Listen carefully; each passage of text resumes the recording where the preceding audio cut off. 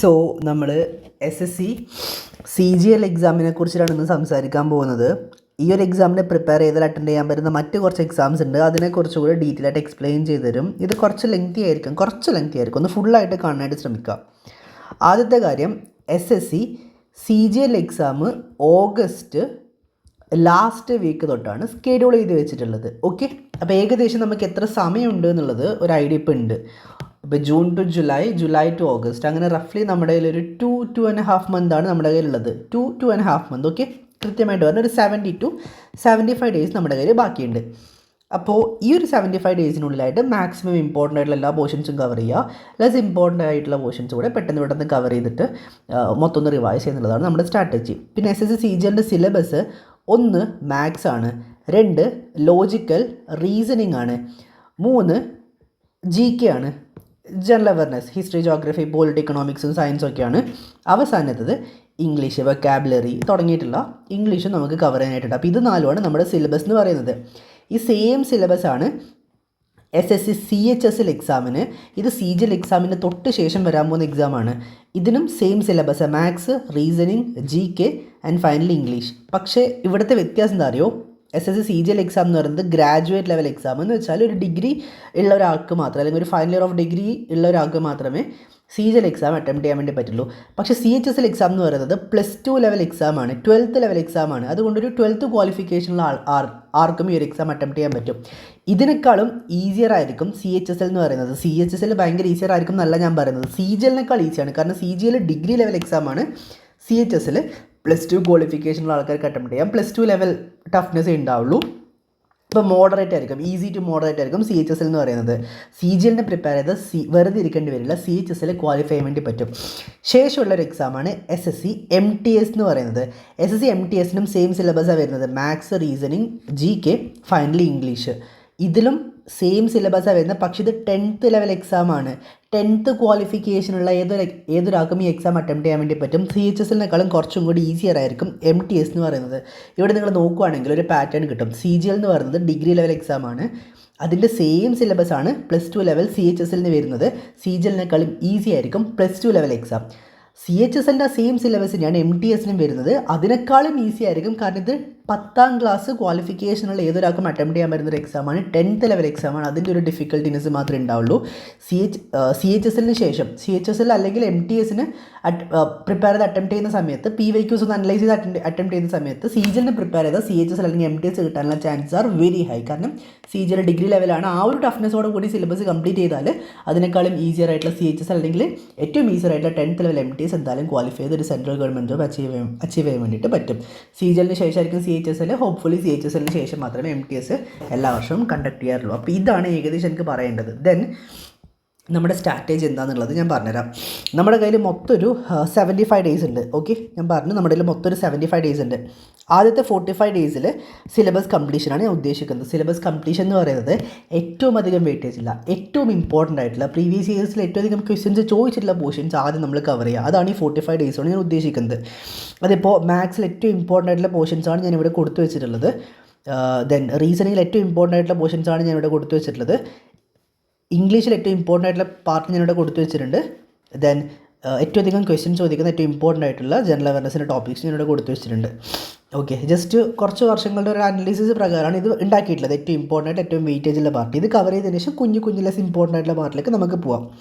Okay, നമ്മുടെ strategy എന്ന് പറയുന്നത് ആദ്യത്തെ 45 ദിവസം കൊണ്ട് നമ്മൾ സിലബസ് കംപ്ലീറ്റ് ചെയ്യണം. അറ്റ്ലീസ്റ്റ് ഏറ്റവും ഇമ്പോർട്ടൻ്റ് ആയിട്ടുള്ള ഏറ്റവും അധികം ക്വസ്റ്റ്യൻസ് ചോദിക്കുന്ന പോർഷൻസ് നമ്മൾ കവർ ചെയ്തിരിക്കണം. ശേഷം നമ്മൾ 15 ദിവസം PYQs, previous year questions revision മാത്രമേ ബ്രെയിൻ ഉണ്ടാവാൻ വേണ്ടി പാടുള്ളൂ. മൂന്നാമത്തെ ഫേസ് എന്ന് പറയുന്നത് മോക്ക് ടെസ്റ്റ് ആണ്. അവസാനത്തെ 10 ദിവസം എന്ന് പറയുന്നത് കംപ്ലീറ്റ്ലി ഫുൾ ലെങ്ത് മോക്ക് നമ്മൾ അറ്റൻഡ് ചെയ്യണം.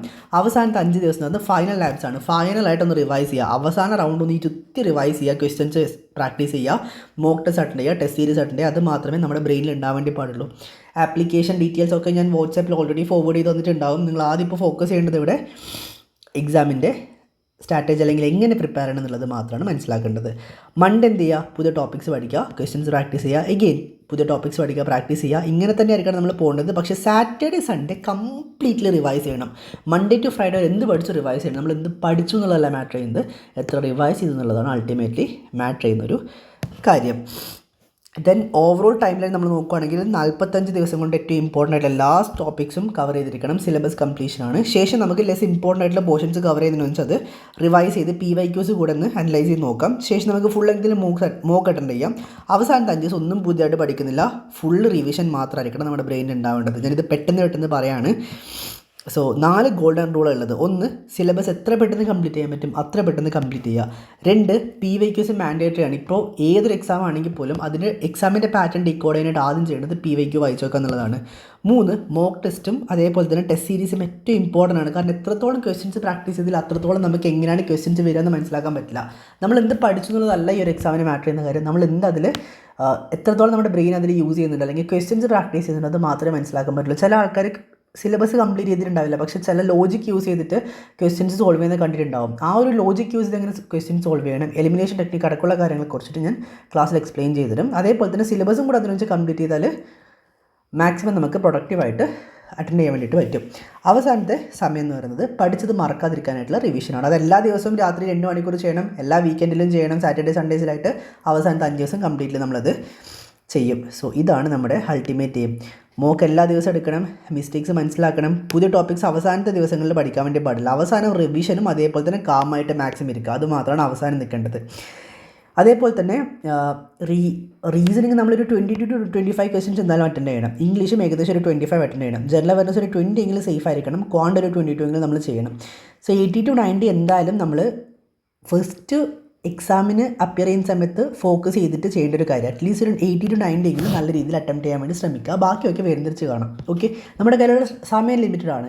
അപ്പോൾ അതിൽ മാക്സിമം എത്ര നമുക്ക് ഉണ്ടാക്കാൻ പറ്റും നമുക്ക് നോക്കാം. കട്ട് ഓഫ് എല്ലാ വർഷവും general category OBC SC ST ഒക്കെ ഡിഫറെൻ്റ് ആണ്. ഏകദേശം ഇനിയുള്ള സമയം കൊണ്ട് 90+ ആയിരിക്കണം. ഇനിയുള്ള സമയം കൊണ്ട് റിപ്പീറ്റ് ദ വേർഡ്, ഇനിയുള്ള സമയം കൊണ്ട് 90+ ആയിരിക്കണം ബ്രെയിൻ ഉണ്ടാവേണ്ടത്. കംപ്ലീറ്റ് ചെയ്യുക, PYQ അറ്റൻഡ് ചെയ്യുക, മോക്ക് അറ്റൻഡ് ചെയ്യുക, മിസ്റ്റേക്സ് ഒക്കെ പ്രോപ്പറായിട്ട് മനസ്സിലാക്കിയിട്ട് റെക്ടിഫൈ ചെയ്തുകൊണ്ട് പോകുക. അതിന് അടുത്തൊരു കാര്യം എനിക്ക് പറയുന്നത് എന്താണെന്ന് വെച്ചാൽ CGL പ്രിപ്പയർ ചെയ്തിട്ട് സിലബസ് കംപ്ലീറ്റ് ചെയ്താൽ ഇത് graduate level degree level exam ആണ്. ഡിഗ്രി ലെവൽ എക്സാമിനൊക്കെ എത്രയോ ഈസി ആയിരിക്കുമല്ലോ +2 ലെവൽ ടഫ്നെസ് ഉള്ള CHSL എക്സാം. CGL പ്രിപ്പയർ ചെയ്ത് തൊട്ടടുത്ത മാസം വരുന്ന CHSL ക്വാളിഫൈ ചെയ്യാൻ വേണ്ടി പറ്റും. ഇതിൻ്റെ ഫുൾ ഫോം തന്നെ combined higher secondary level exam എന്നാണ്. +2 ലെവൽ എക്സാമാണ്. CGL ഡിഗ്രി ലെവൽ, അതിൻ്റെ സിലബസ് കംപ്ലീറ്റ് ചെയ്താൽ CHSL ക്വാളിഫൈ ചെയ്യാൻ പറ്റൂലേ? CHSL കഴിഞ്ഞ് തൊട്ടപ്പുറത്ത് വരുന്നൊരു എക്സാമാണ് multi tasking MTS exam, multi tasking staff MTS exam എന്ന് പറയുന്നത് 10th ലെവൽ എക്സാമാണ്. 10th ക്വാളിഫിക്കേഷനിൽ ഏതൊരാൾക്കും അറ്റൻഡ് ചെയ്യാൻ വേണ്ടി പറ്റും. അത്ര ടഫ്നെസ് ഉണ്ടാവുള്ളൂ. CGL സിലബസ് കംപ്ലീറ്റ് ചെയ്താൽ CHSലും MTSും ക്വാളിഫൈ ചെയ്യാൻ വേണ്ടി പറ്റും. അറ്റ്ലീസ്റ്റ് MTS എങ്കിലും നിങ്ങളെ കൊണ്ട് ക്വാളിഫൈ ചെയ്യാൻ വേണ്ടി പറ്റും. ഒരു സെൻട്രൽ ഗവൺമെൻറ് ജോബിന് ജോയിൻ ചെയ്തു അറ്റ്ലീസ്റ്റ് ക്വാളിഫൈ ചെയ്തിരുന്നാണെങ്കിൽ നിങ്ങൾക്ക് നെക്സ്റ്റ് അറ്റംപ്റ്റിൽ വേണമെങ്കിൽ CHSൽ ക്വാളിഫൈ ചെയ്യാം. അതിനപ്പുറത്തെ അറ്റംപ്റ്റിൽ നിങ്ങൾക്ക് CGLലേക്ക് തിരിച്ചു വരാവുന്നതാണ്. അതുകൊണ്ട് ഒരു എക്സാമിനെ പ്രിപ്പയർ ചെയ്താൽ മറ്റ് എക്സാംസിന് ഇത് ഹെൽപ്ഫുൾ ആയിരിക്കും. വെറുതെ വീട്ടിലിരിക്കേണ്ടി വരില്ല. ഈവൻ നിങ്ങൾക്ക് PSCs അടക്കം അറ്റൻഡ് ചെയ്യാം. കാരണം നിങ്ങളുടെ ബ്രെയിനിൽ ഈ മാത്സും റീസണിങ്ങും റീഡിങ് കോംപ്രഹെൻഷനും അല്ലെങ്കിൽ ഈ കാര്യങ്ങളൊക്കെ ജനറൽ അവയർനെസ് ഒക്കെ നിങ്ങളുടെ ബ്രെയിനിലേക്ക് കയറാൻ വേണ്ടി പോവാണ്. റീഡിങ് കോംപ്രഹെൻഷൻ ഉദ്ദേശിച്ചത് ഇംഗ്ലീഷിനെയാണ്. ഇതൊക്കെ നിങ്ങളുടെ ബ്രെയിനിലേക്ക് പോകാൻ വേണ്ടി പോവാണ്. പഠിച്ചാൽ വെറുതെ ഇരിക്കേണ്ടി വരില്ല. അപ്പോൾ അടുത്ത 70 to 75 ഡേയ്സ് മാക്സിമം പ്രൊഡക്റ്റീവായിട്ട് യൂസ് ചെയ്യുക.